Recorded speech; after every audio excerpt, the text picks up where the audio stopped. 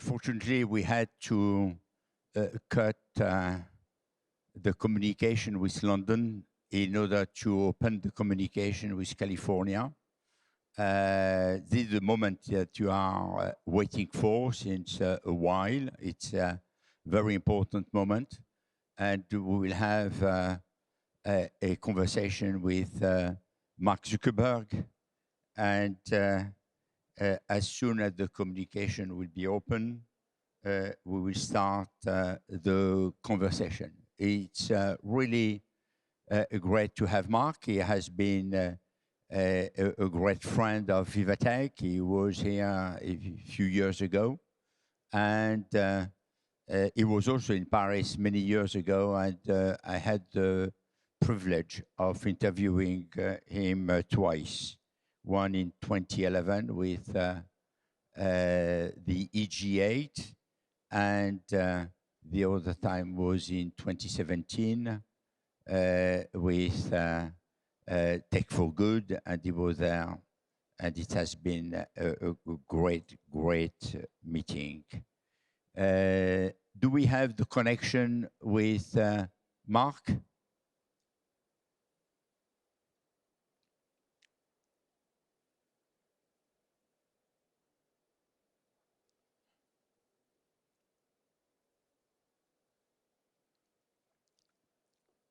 On est prêt?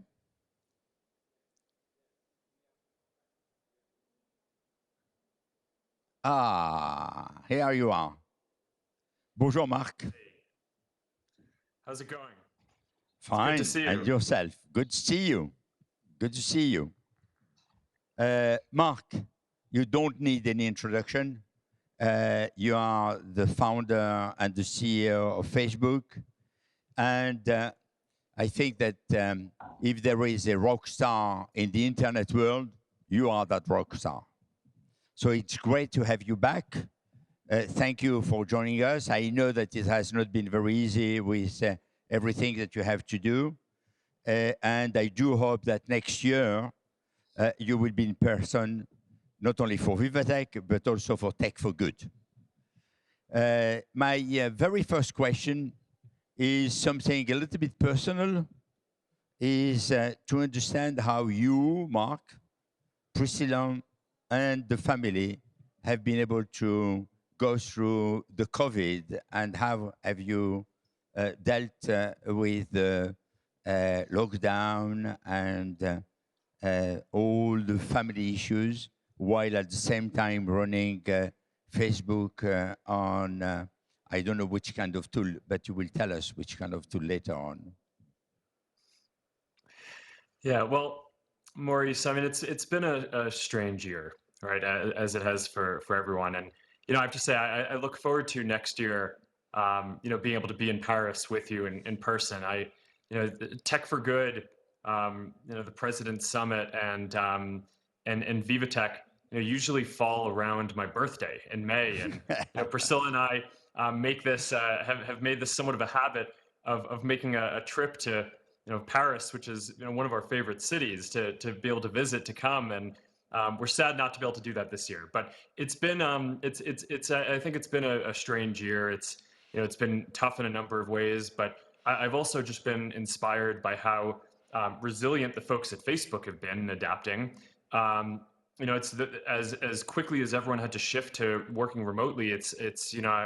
I've been impressed by how much we've been able to get done, and I've also been impressed by how quickly and how dynamically a lot of the economy overall and small businesses around the world have shifted towards selling online. Right, I think the internet has been really important in the last year, and our ability to help people has been something that I've been really proud of. But it has been nice over the last year to get to spend a little bit more time with my young girls. They're 5 and 3 years old now. It's been nice. I think they're used to us not traveling at this point. So when we get back to traveling and doing work, I think they're going to be kind of confused about what's going on. But it's been really nice to just be around and watch them grow up and get more time with them. Yes, at least you have seen them growing up. The world of internet has changed quite dramatically these last years. A lot of issues have emerged on privacy, on taxes, fake news, hate speeches. And Nick Clegg had a very deep, serious conversation with Nicholas Thompson from The Atlantic. And they have covered most of the issues. In my conversation with you, I'm obviously interested in those issues, but much more, as we have limited time, interested in the future of Facebook, the innovation that you are preparing. And before dwelling with those questions, maybe you would like to add something to what Nick has already said. Well, I mean, I thought it was great that we were able to have two sessions here. I mean, Nick is really the guy to be able to speak to these issues. He leads the work at Facebook.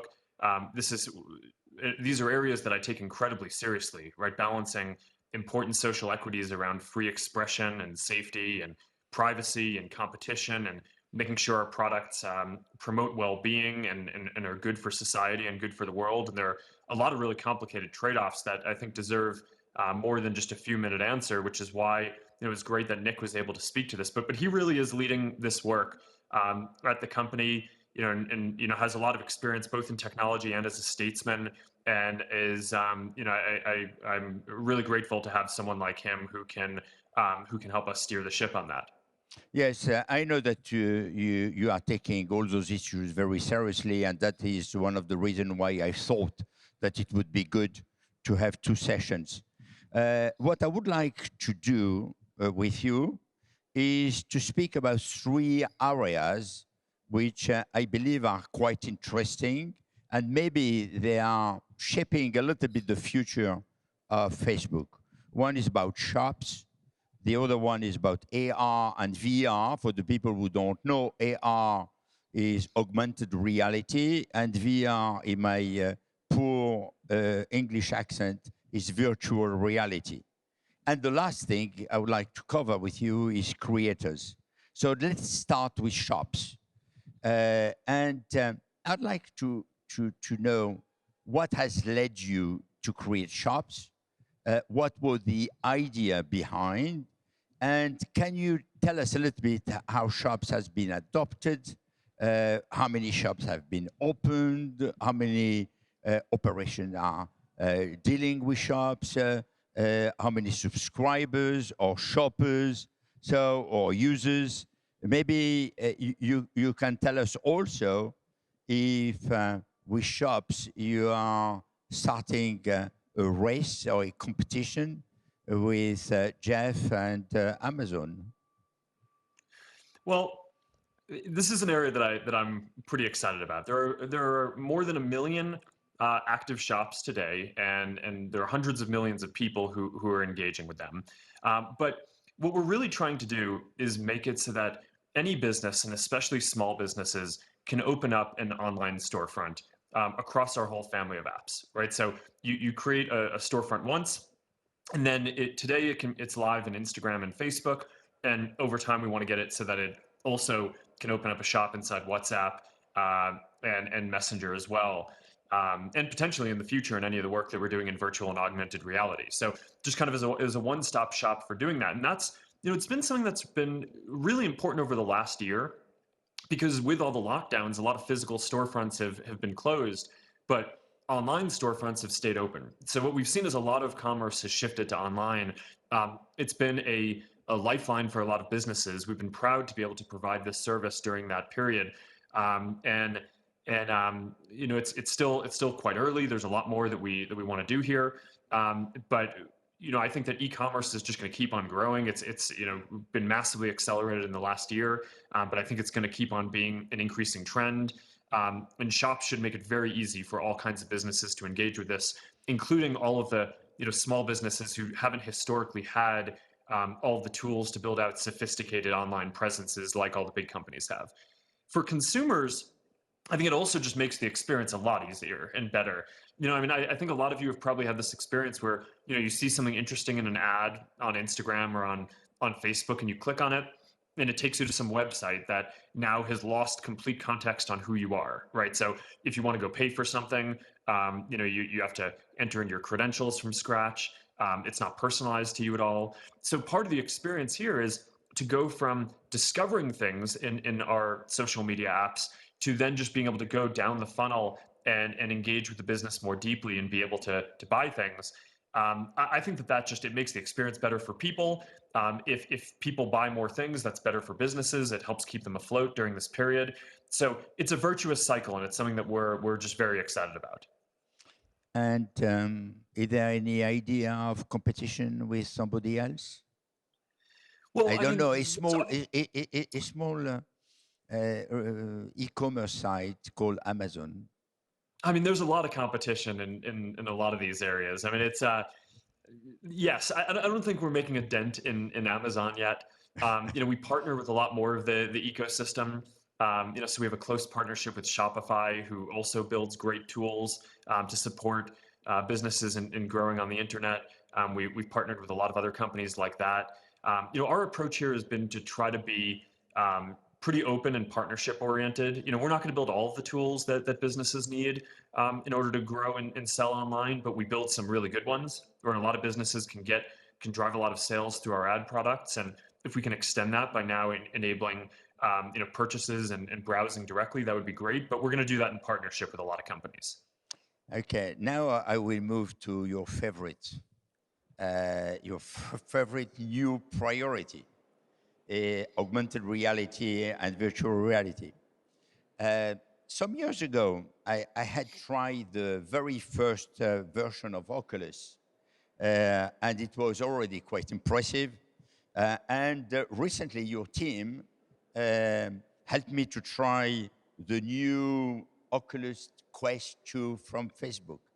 We will discuss one about the branding, but that is another conversation. And it's even more incredible.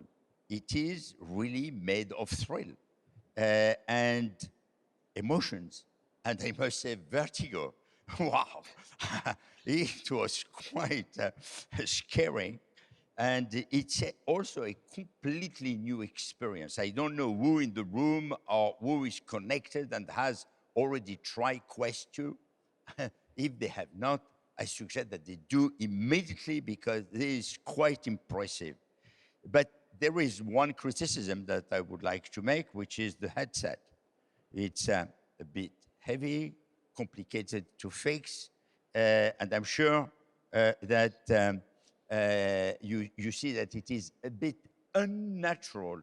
So maybe there are new things that you are going to develop, new glasses. And can you tell us a little bit what it will be in your views, and is it shaping the future of Facebook?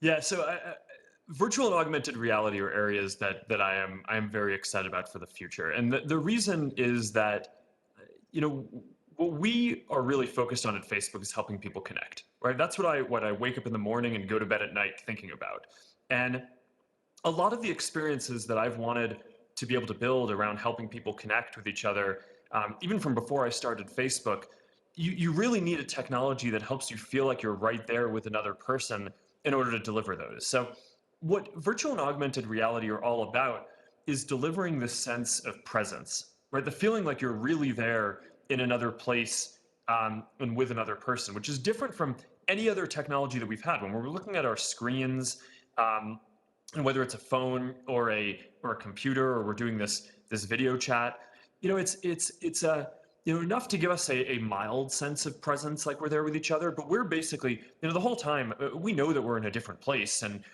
we're just trying to kind of trick our mind into thinking that we're together. Whereas with virtual and augmented reality, it really delivers the sense of presence. That's why you mentioned vertigo before. That's because your mind, you really felt like you were in a different place, and were afraid of falling off of whatever you were standing on, which isn't the main sensation we're trying to deliver in virtual reality, but it gives a sense of the type of presence that is possible, and how emotionally resonant that is.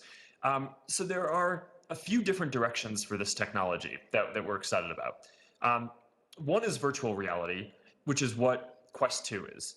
And that is basically a completely immersive experience where you're in it and yeah, and you feel like you're in a completely different place, a completely virtual environment. And then there's augmented reality, which is eventually going to take the form of a normal looking pair of glasses, which can put holograms in the world and blend the digital 3D world and give you a sense of presence there while kind of still being in the physical world around you. So the holy grail there is 5 years from now when we're at a future version of VivaTech together.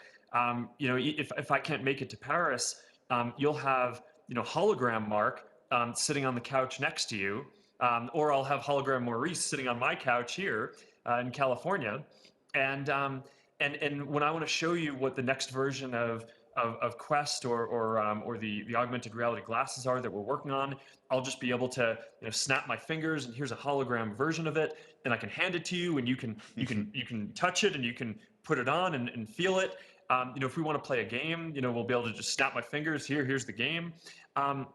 So it's going to be incredibly powerful. It already is in a lot of ways.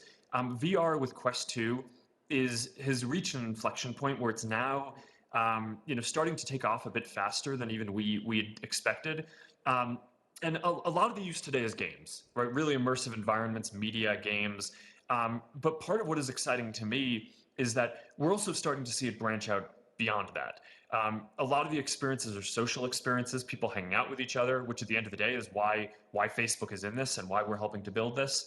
But we're also seeing things like fitness apps, whether that's Supernatural or FitXR or any of these things where you think about it like Peloton, where you have a subscription, but instead the device is VR, and you put on your headset and you're in this amazing environment and you're doing a boxing class with an instructor or a dance class, and it's great cardio, but you're doing it with your headset. So it's quickly expanding beyond games into a bunch of other use cases, and we think that this is eventually going to be a big part of the next major computing platform after after phones and after PCs. It's not like computers are going away or phones are going away, but I think that this has the potential to be something at that scale of importance in the world.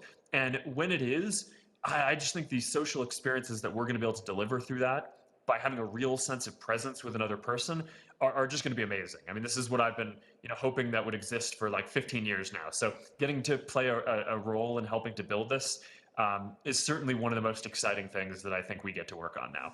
Yes, I have experienced both. The virtual reality, where I have been transported in a place which was a new office with somebody else who was not there, by the way. Both of us were not in that office, but we were meeting, and it was giving me the feeling that the next future meeting of board meetings or kind of the client meeting or whatever can happen through virtual reality. But augmented reality is something which is also absolutely thrilling.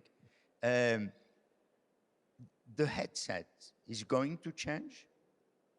Oh yeah, I mean I think we've Can just you tell us how it will be?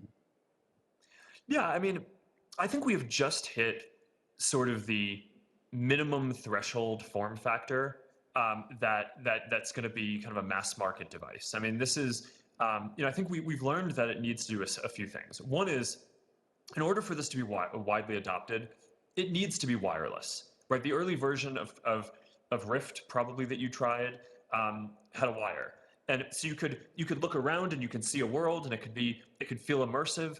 But at the end of the day, if you're trying to walk around through a space, or if you're trying to do fitness, you don't want to have a wire that like gets wrapped around you, right? I mean, so it really breaks the feeling of the sense of presence. But doing all of this wirelessly, delivering the technology to, we need to, and I think it's 10 milliseconds when you turn your head, render a complete image of the world before your eye can kind of refresh its vision, or else it feels very unnatural. So the computational problems here are just ones that there aren't many companies in the world that can deliver that kind of technology to build that. But the wireless piece is very important. Over time, it's going to have to get lighter and smaller too. For virtual reality, there are fewer constraints there because you tend to be doing it, in your home or in an office, and you're not kind of like sitting there in a meeting with another person. But for augmented reality, that's where it gets really tough, because we're basically going to have to deliver all this technology in what will end up being a normal looking pair of glasses, right? So if you think about the technology problem here, we're basically trying to fit like a supercomputer into a pair of glasses that can do things like put holograms into the world and do all this 3D rendering that hasn't really ever been done before in this tiny form factor. And we have to deal with problems like not only getting enough compute power to be able to make that work, but having it not get so hot that it becomes uncomfortable on your face, and having it so that in a pair of glasses we can fit a battery that will last all day. So these are really interesting technology challenges. I actually think that these are some of the most challenging and important technology challenges of the next decade to be able to unlock. And so both from a social and experience perspective, and how interesting of a challenge this is to work on, it's something that I think is really exciting. And let me say one more thing on this is, while AR glasses of the type that I'm talking about don't exist yet, all the technology challenges haven't been worked out yet. I think we're still a few years away from this.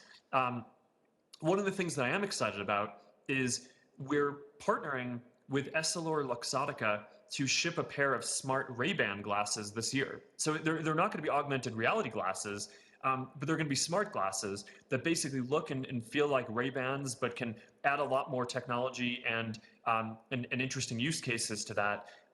That we'll get into at some point over the next couple of months. But I'm really excited for that collaboration, and I think that that's going to be a great product too. And that's kind of on the path to the future that we're building here. And let me just say one more thing about the meetings, because having meetings in virtual reality is pretty amazing. One of the big pieces that we work on, it's not just the hardware platforms, it's the software platform around it. It's kind of helping to contribute to this vision that a lot of companies are calling the Metaverse, right? The idea that there are different universes or worlds that we'll all be able to teleport into, and we'll be able to do all these different things. And one of them is going to be work, right? One of the things that we're going to want to do is work, and you're going to want to have a virtual office where you can come into and have staff meetings and all that. And compared to video conferences, I actually think that even with the state of virtual reality today, there are a lot of reasons why it actually feels better to have meetings in virtual reality. For one, people are very spatially oriented. I kind of think about, we make memories based on, okay, I heard, you were on my right in this meeting, and I heard you talking from my right, and I looked over there and I saw the context of what was in the background. And we kind of lose that all when we're on video chat. We're just, there's a grid of faces, and everything kind of feels the same. And I find myself having a hard time remembering what happened in certain meetings because there's not really a sense of place, which is what you get in virtual reality. You feel like you're in a place with people. So that's already very powerful today. And I think some of the new kind of metaverse software that we and others are going to be helping to contribute to this overall vision will make it so that a lot of meetings and other use cases will be able to happen in VR quite well, I think, in the near term. If we want to take maximum advantage of AR and VR, we need a platform with a lot of apps. I have experienced that we have the possibility of seeing movies or series or whatever from Netflix. We can also travel, we can have gamings, a lot of things are already on the library. How this will work? This means that you will have a lot of people who will come and have a reference of the app, and the app will be referenced, and people will be able to use it? Well, I think that there are a few different kinds of things that are going to get built. So one is, the analogy of apps like we have on our mobile phones, right? Which is a developer will create a whole experience and you'll go into that experience. But I think another big part of this, that's part of this metaverse vision, is that we're also going to have a lot of digital goods. Whether it's clothing for yourself that will be digital, or it's when I was talking before about how if I wanted to show you a future model of Quest, I could have a hologram for that. That's a digital good. Or a future version of the Ray-Ban glasses. That's a digital good. I actually think if you do this thought experiment, or walk around for a day and think about how many of the things that are in your life don't actually need to be physical and could be easily replaced by a digital hologram in a world where you had glasses. Basically any media, right? Any art, like any screen, right? Any TV in the future won't need to actually exist physically. It could just be an app that your glasses kind of project onto a wall, and that can be shared among everyone who's your friends who's watching that. So that's going to unlock this whole creative economy where now instead of producing a TV or producing some kind of complex physical thing requires factories or a lot of materials. Any kid or developer or creator around the world is going to be able to do this with a set of 3D development tools and code, and they'll be able to sell their products without having to worry about logistics or shipping it around. So it all contributes to this bigger hope that I think we share with a lot of other companies to help bring about this creative economy. And I think my view on this is that any real positive vision for the future should involve a lot more people being able to do creative work that they enjoy than rather than just having to do jobs that maybe they have to do to make a living or that they don't find as rewarding. And in order to do that, you need to go beyond just delivering this awesome consumer experience. You also need to build tools that can help all of these individual creators and businesses make money, so that eventually millions and millions or tens of millions of people can make a living doing this. And that's how we make this something that doesn't just create an awesome user experience and create awesome social experiences, but creates an economic tide that helps create opportunity for people around the world. And I think that is equally exciting and something that I think we're going to see get unlocked over the next 5 to 10 years. Yes, we will come back to the creators because I know that you are passionate about the creative industry and the fact that everyone can do a creative work and get some living out of it. And this is absolutely great for a lot of people. But maybe let's be a little bit more precise on, before closing, on AR and VR. Sure. How this will work for the consumer? Is it something that they will get through subscription or pay-per-usage? How do you plan to make it accessible for the users? So are you referring to the apps or the devices overall? Because I guess the answer would be a little different.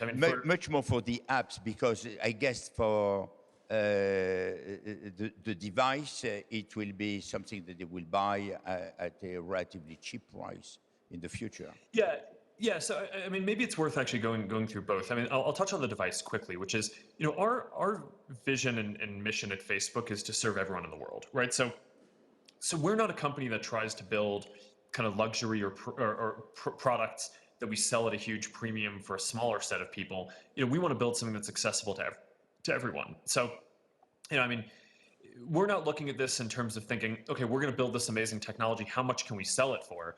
We're looking at this and saying, okay, how cheap can we make this? So that way as many people as possible can get access to.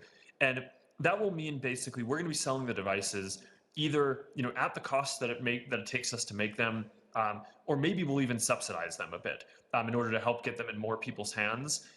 So that way as many people as possible can experience this. And I think that's going to be a different approach than what other companies take. For apps, I think that they're going to be a wide range of different content. Some of it is going to be free.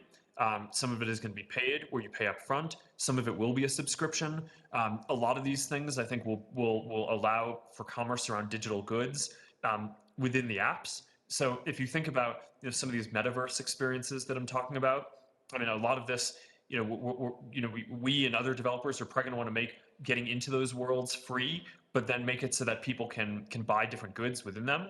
And a lot of the goods, it's not just going to be us. It's not going to be us selling them as just kind of one seller. We want to enable a whole marketplace of that, so you can buy things from other developers as well. So it's going to be all of these different models. But ultimately, I think in order to support the creative economy and to support the type of development and talent that is going to exist in virtual and augmented reality, there are going to need to be a lot of different business models. Not everyone does just one thing. I didn't mention advertising, but of course that's an incredibly important part of this, and an area where we have a lot of strength that we can bring to helping creators and developers monetize as well. But right now, if you compare the size of virtual and augmented reality to mobile phones, or even game consoles, it's a lot smaller. Which means that if you're a developer and you're choosing today, where should I go develop to make the most money? We really need to make the monetization work in order to earn the time and attention and focus of the best developers to build content for these new platforms. And I think that's working really well now. I think that there's something like 50 or 60 different developers or titles that have made more than $1 million, right? So that you're definitely starting to see that take off and do well for a lot of different types of developers. But over time, it's going to be the sum of a lot of different ways that they can make money that is going to enable the kind of economy that we need to have take place here. It looks like you will have a kind of competition. You will have collaboration or cooperation with a lot of creators, and you will be also competing with some well-established entertainment or gaming companies. So it will be quite interesting to watch. Let's go back. Yeah, that's definitely right. Yeah, and you will have a platform with a lot of apps. This reminds me something else, maybe not very far from where you are. Let's go back to the creators. And I know that this is very dear to your heart, and it's something that you really are caring a lot about. And you have started to explain what you want to do. I think it's fantastic, because a lot of people have great ideas. They would like to make them real and to make some living out of them.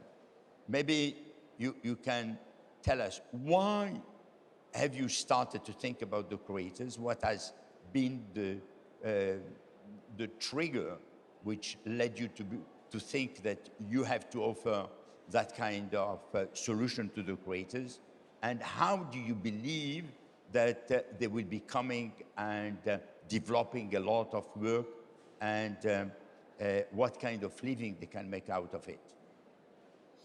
Yeah, so I think there are a number of different trends in the world that have kind of led us to focus on this. One is just that I think we're seeing social media become more of an economic opportunity for a lot more people. Like, there are hundreds of millions of small businesses who use our services that in ways that they tell us are really important for making a living for them and keeping their businesses sustainable.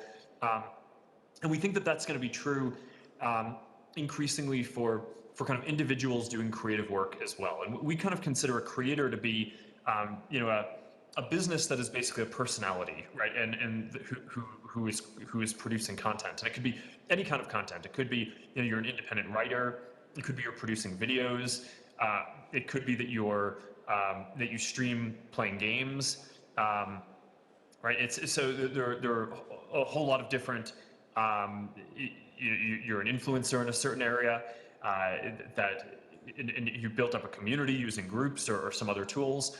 And we want to make it so that all of these different groups of people can make a living doing this, right? The content that they're producing fuels important online communities that people care about, but it is hard to make. It requires people who are talented, who dedicate a lot of their time to it. And a lot of these people, maybe they have another job somewhere, but in the future, this is really their passion, is what they want to work on. So if we can make it so that they can sustain making a living and doing well across our services, then we think we can enable a lot more creative work. We think that's a kind of more compelling version of the future economy, which is one where people get to do creative work that they like. And it also will benefit our services, because then there will be more creative content and better communities across what we're doing. So we try to do this not just focused on one type of media. There are other services like YouTube, right, that might focus on video, and I think are doing quite good work on this. But the defining aspects of of Facebook and some of our platforms, where we try to support all different kinds of media. And so, earlier this week, I announced that for game streamers, we were starting to roll out, fan groups. So that way, when they basically have, when they're not in the act of streaming a game, their community can get together and talk, and they can kind of help grow and nurture that community even when they're not kind of getting them together to play games. And we've launched a whole bunch of features around stars that people can tip and give money to their favorite creators and subscriptions. But that's just one type of area. Another area that I'm really excited about, that we have something coming very soon, is around independent writers, where we want people to be able to make a living, not just writing content on Facebook, but off Facebook too. So there's been this whole trend around newsletters, and we think that that's going to be really important. And we're building a service there that's going to start rolling out soon. That where we're very focused on giving independent writers, not only great tools to plug into our services, but portability. So that way, people feel like, okay, I can take my email list, and I can take it to another service if I want.